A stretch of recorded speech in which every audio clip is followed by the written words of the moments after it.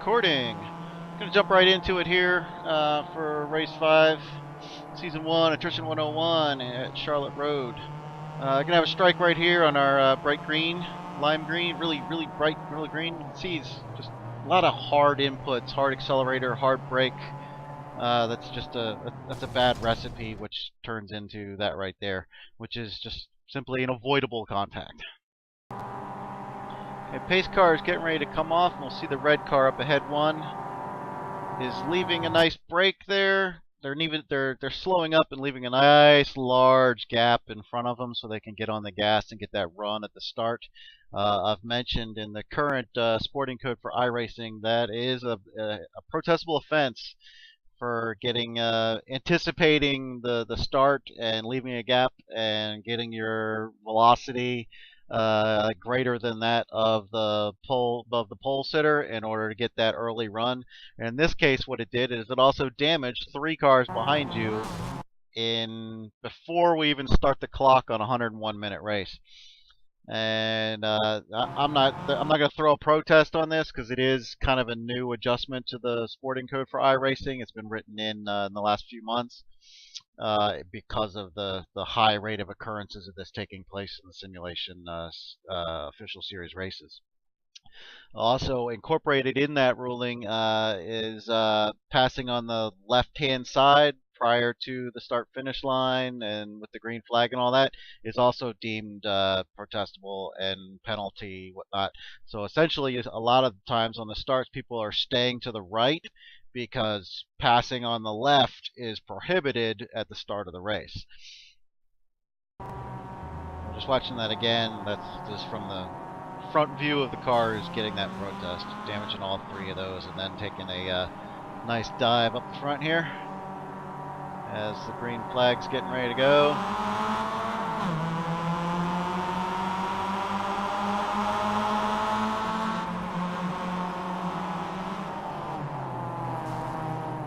And there's the dive to the inside. There's that dive to the inside, which unfortunately has contact and damage and repercussions. So there is strike number 2 before turn 1.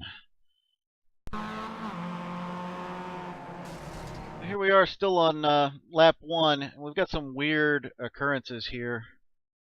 Well, not really weird, just a break here is really strange. This is not a flat out kink for everybody, but I mean at best this is a lift. This is a lift kink turn. Little lift on the throttle is all that's required, and only for the briefest of heartbeats before you're back on it. But to brake and go inside, I don't know what was going on there, and that caused the checkup and the damage behind.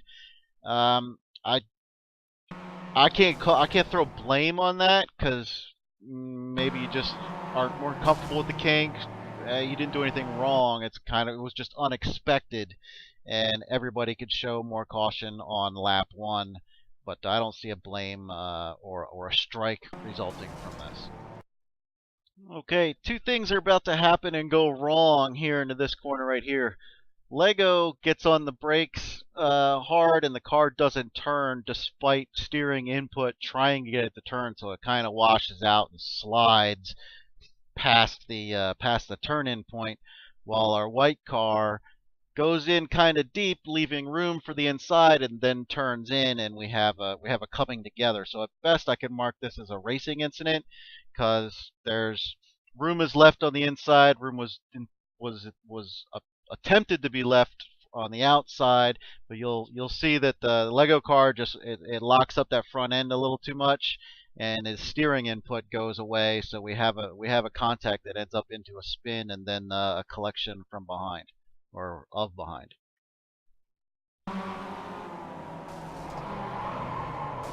And there's the collection. Again, I'm going to do this in slow-mo. You'll see our blue car. They turn in, looking in good, and all this time, our Lego is on the brakes. Let me go to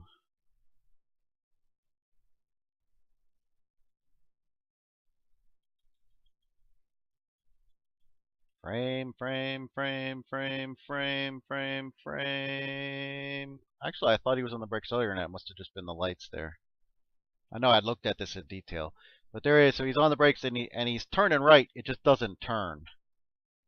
You see the front load down because he's on the hard brakes. It just never really gets into the turn until way too late, because he's just washing out and going to miss all that stuff in there. As you can see, the blue is going right nice inside where that line is.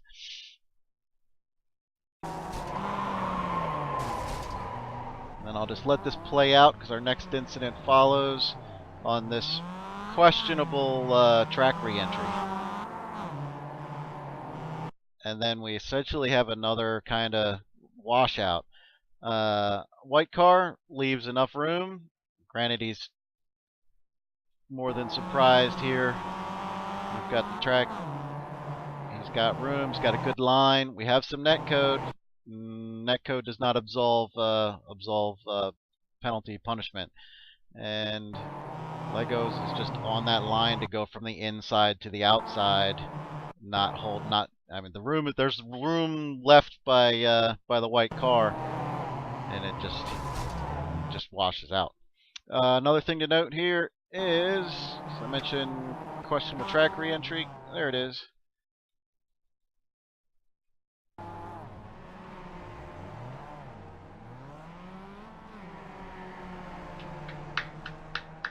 I don't know if the mic's picking it up, but that's me clapping. That's respect. That's beautifully done right there. There's a little contact here from a 3 wide, which caused a checkup. This is just a racing incident. 3 wide is always a little bit sketchy. I don't see any reason to mark anything there.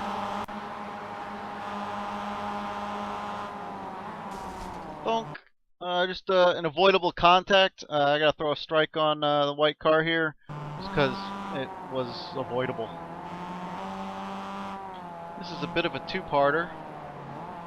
We'll see here. White car is washed out, leaving plenty of room open. Green has a little bit of a washout through it, just going for that hole because that hole is open. No wrong. There's a minor contact there, but that's just racing. And it looked everybody was trying to leave good room there. And then we have a little bit of a dive after white car's a little bit unsteady, perhaps from that touch. That hole's open, and then right and drive right through it. And what I notice here is white, as much as they do turn in, where they turn in, green has zero presentation. So that's white's apex. He owns that 100%, and he still left enough room for a car. Now, maybe not quite all the way between the white line track limit and himself, but considering the track limit penalty, the X's, the iRacing track penalties don't kick in until you've got all 4 tires over that white line.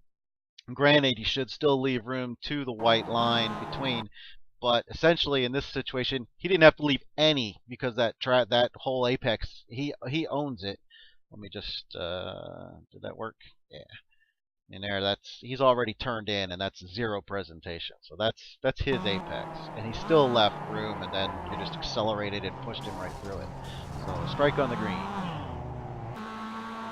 All right, so now we're going to talk about blocking. Take out your notepads, everybody. I'm not an expert in this, but we're going to see a pretty clear case of it here. A lot of times it's defined as driving from your rear view mirror.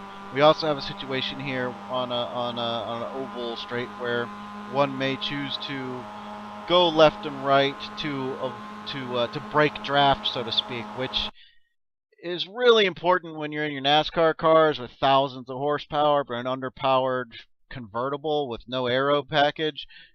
Any wheel inputs you do swerving your car, you're killing your own velocity. So you're not helping yourself in this situation. Plus, making a move, right here we have a distinct move. That's a move from one line to another, and then back. that's where it becomes problematic and wrong and blocking. And then I believe we do it a couple more times because now he's gone up to go around on the other side, and now we have well, then I'll go up this way to block you, and then I'll go down this way to block you. This is anybody could take advantage of the iRacing protest methods and protest this one. I'm not going to do that for this one. I don't know. I still may, but I'm gonna start with that. This is a learning experience, and on a topic that is worthy of looking at and figuring out and learning more about, especially on an oval portion. So, yeah, I think I get my point across. All right, this little stretch is all kinds of fun. Got two nice looks up the inside. Right here in our back, we've got there's a lot of net code, but we have an avoidable contact from behind. So strike to our rainbow, red and yellow. Now here, this one is more difficult. We have a look down the inside with plenty of room left, even though, as I've said on the previous one, we still have a point of zero presentation. So this apex where my car is sitting right now belongs to the black and blue car, but he still leaves respectable racing room out, which may be because of an accident. We're sliding out, worried about the white car coming in the inside. Don't know, can't speculate, but room is left, despite the fact that that's his apex. Now presentation is made.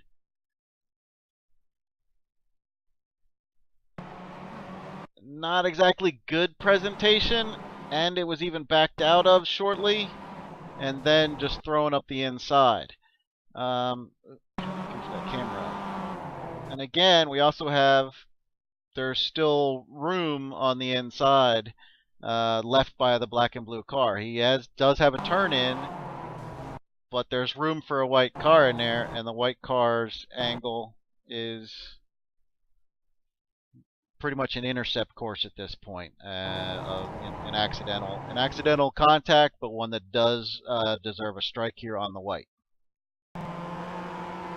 Here we have a little battle, and then a mistake that's going to end in a collection. Have that little drop tire, and then boom. All my instincts on this are racing incident. I mean, I'm not sure why exactly it's the camber of the road and everything. He's stuck way out here, or if he's leaving too much respectable room for the Legos, taking that inside line. But that drop tire at the very end was just enough, and then there's a collection. More could have been done to avoid it on both parties, but we don't have a break for Rainbow until after contact, so I'm sure he was still hoping to squeeze it through on the inside and get by, but I don't see a strike on this one. I see a mistake with an unfortunate collection.